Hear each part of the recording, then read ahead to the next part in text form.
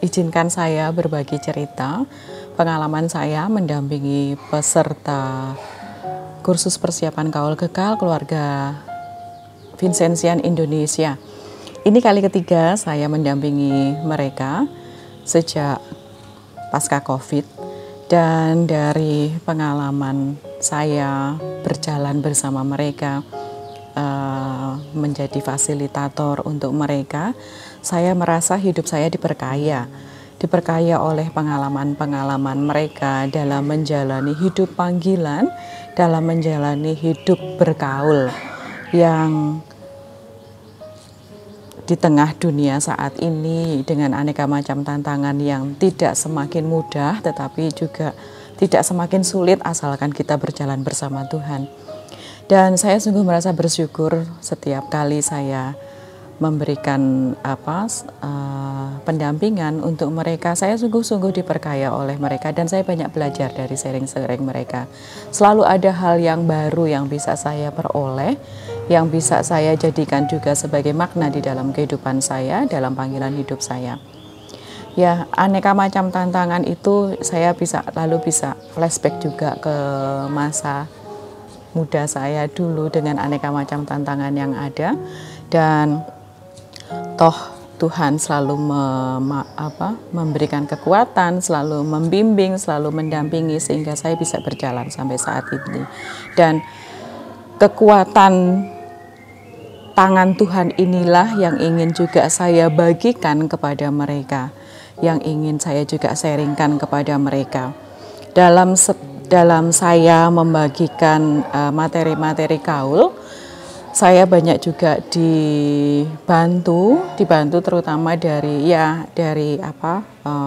aneka macam referensi yang ada, dari buku-buku yang saya baca, tetapi juga dari pengalaman-pengalaman saya, atau kadang-kala saya mungkin mendengar ada kasus-kasus tertentu dalam penghayatan kaul, kasus-kasus yang bisa akhirnya dibagikan, dan dari kasus itu kita bisa belajar.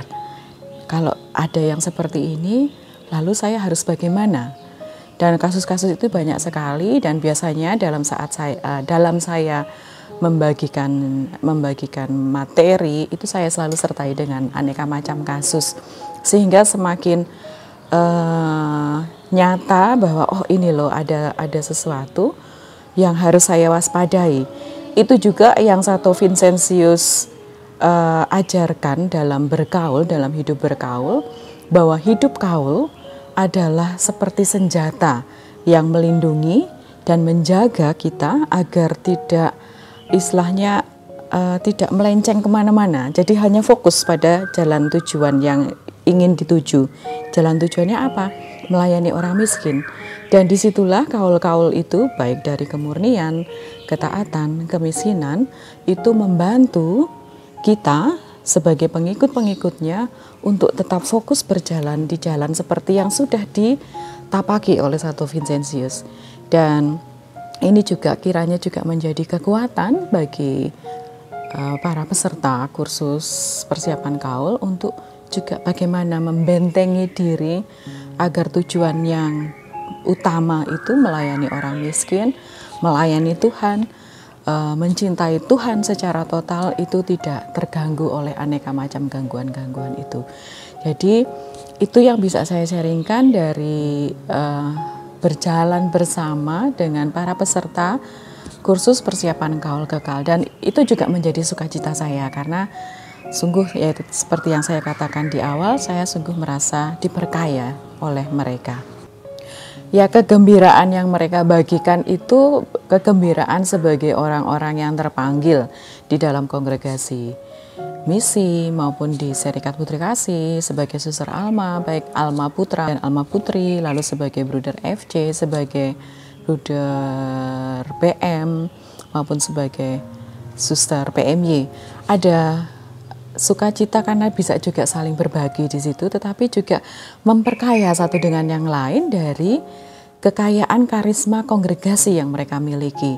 Kita sama-sama Vincentian, tetapi toh ada karisma dari pendiri maupun suster-suster pendahulu yang akan sedikit membedakan, meskipun mungkin kalau dilihat karyanya hampir mirip-mirip, tetapi karisma ini membedakan antara kongregasi satu dengan yang lain.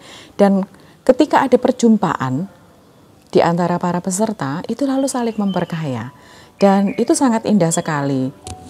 Harapan saya untuk gereja dan anak-anak muda yang ada dimanapun berada, secara khususnya untuk anak-anak muda yang mulai tertarik untuk hidup membiara, jangan takut untuk melangkah. Memang di luar sana ada banyak sekali pilihan yang lebih menarik dari panggilan hidup membiara.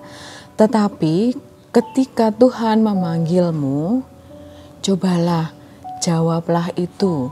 Jangan dihiraukan. Masuklah, berdiscernmentlah dengan dibantu oleh Romo Pembimbing, oleh suster atau religius. Lalu temukan passionmu, temukan panggilanmu. Dan kalau memang sungguh terpanggil untuk hidup membiara, jangan takut. Duh suster, orang tua nggak mengizinkan. Coba dikomunikasikan lagi. Siapa tahu orang tua tidak mengizinkan karena kurang komunikasi di antara kalian, anak-anak muda, dengan orang tua. Tapi lihatlah, ini ada panggilan hidup membiara yang juga membutuhkan kehadiran anggota-anggota baru. Sebab kalau tidak ada lagi anak muda yang mau membiara, siapa nanti yang melayani saat misa? Siapa yang memberikan sakramen minyak suci?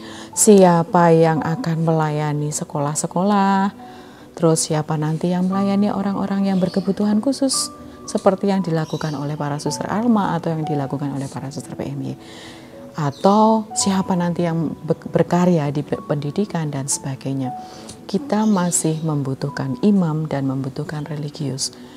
Jadinya untuk gereja, dan ini semuanya toh untuk gereja. Dan kalau kita sungguh mau masuk di situ, pasti selalu akan ada banyak berkat melimpah untuk kita, dan yang pasti akan semakin banyak saudara. Jadi silahkan melihat, come and join with us.